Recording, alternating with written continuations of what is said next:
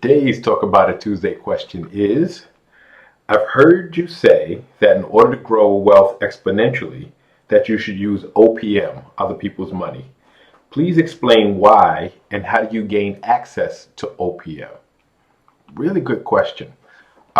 Most of us have been raised to save up money to get whatever it is that we want. And, sometimes we use a credit card or something like that. But when we're talking about growing wealth, that idea of using other people's money is so foreign and so scary to people that they tend not to do it. So what am I talking about? So one of the easiest examples to understand of using other people's money, and when we say other people, it could be institutions, right? It doesn't have to be individuals, but we're talking about institutions as well. Using what we call leverage, meaning that you use a small amount of effort to get a much bigger result. So we know that when we learned physics, right, there was a big load, and then it was a fulcrum, and then there was a long lever, and we pulled the lever, and we can move a load larger than normally we could if we just tried to use our own strength. So it's the same concept. What you're doing is taking a small amount of your money, a small effort on your part, and you're turning it into a much larger outcome. So if we look at that in real estate, it's pretty easy to see. So if you had a $200,000 investment property that you wanted to buy. Now, most people think, okay, well, I don't have $200,000. So you think you have to save $200,000 to purchase a $200,000 property, which would give you one $200,000 property.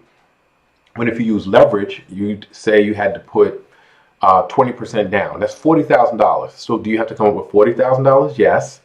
Are there ways to borrow the $40,000? Yes. But let's just say you were able to save your $40,000, or somehow you got $40,000. You could take that $40,000 and you could mortgage, right? You get a loan for the rest of it. Now, it can be a traditional mortgage from a traditional bank. It could be a hard money loan, which, the difference is the terms. It doesn't mean you're not going to get the money, but the terms of the loan would be different.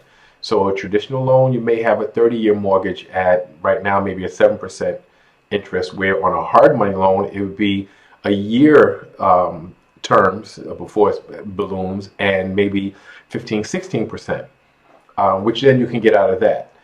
But the point is, you can take $40,000 and now have $200,000 worth of property. So if you had saved that $200,000, that means you could have gotten 5 of those properties, right? And so instead of if you had $200,000, instead of buying one property, you can buy 5 properties. As long as the income produced by the thing that you're borrowing for, in this case, real estate, right, which is rental income, as long as the rental income covers the cost of borrowing, then you'll never have to pay more out of pocket than the $40,000. And then you'll have now 5 properties if you did $200,000, or again, one property worth $200,000 for $40,000 that's paying you income and paying off the cost of the loan. That's leverage. That's using other people's money to get something much bigger and much faster than you normally would if you had to save up the whole thing. How does that work with stocks? It's called buying on margin. So if you had a brokerage account and you had $5,000 in your brokerage account, and you bought on margin, you buy $5,000 worth of stock, and then the brokerage would lend you another $5,000 to get $5,000 more. So now you have $10,000 worth of stock on $5,000. And again, as long as the cost of borrowing doesn't exceed your return, it's a great deal and it allows you to grow exponentially. How does that work in business? Instead of you saving money for a business, then you get a loan. You can go to the SBA, Small Business Administration. You can go to your bank. You can go to a credit union. There are angel investors. There are venture capitalists that invest in certain things. And so instead of saving all the money you would need to start a business, you start the business on a small amount. You get the loan. And again, the revenue from the business covers the cost of servicing the loan and then allows you to grow far faster and greater than normal. I think part of the issue is that first loan, one, is hard to get because, one, you lack the experience, and in most cases, you don't prove to the lenders that, at least in theory, that you could be able to make the money and pay it off.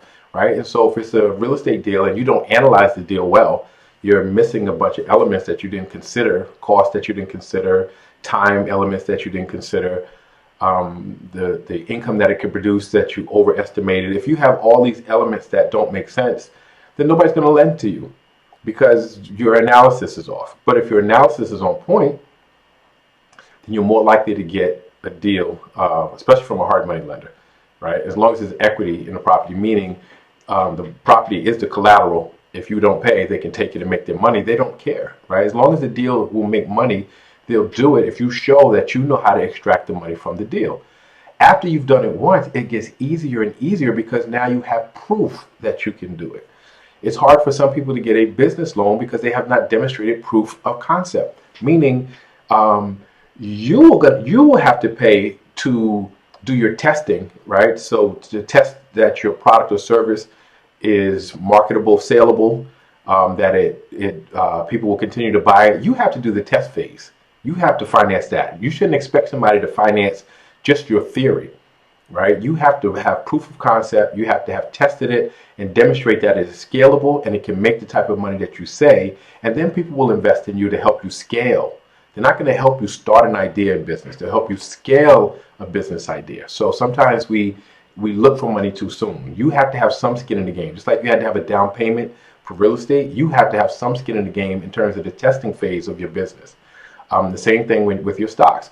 You're not going to get money from a brokerage when you have never invested in stock. You have to have demonstrated that you have done this already and you have money in an account already. Now, there are other ways you can do this. Can you borrow from people you know? Absolutely. And you can offer them a greater return than they would get at the bank in a savings account, as long as you know you can cover the cost of the borrowing from whatever it is you're taking the money for.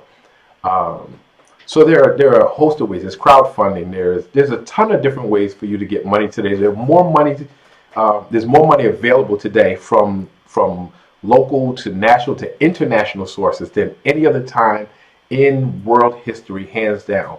So there's plenty of money, but again, you have to not only have an idea, you have to have demonstrated that you have analyzed this thing properly, have the ability to have put some skin in the game, and demonstrate that you have a way to pay it back, and a contingency plan if things just don't go the way you expect. If you do that, of course there are people who will lend to you, because what you don't get is lenders never lose, right?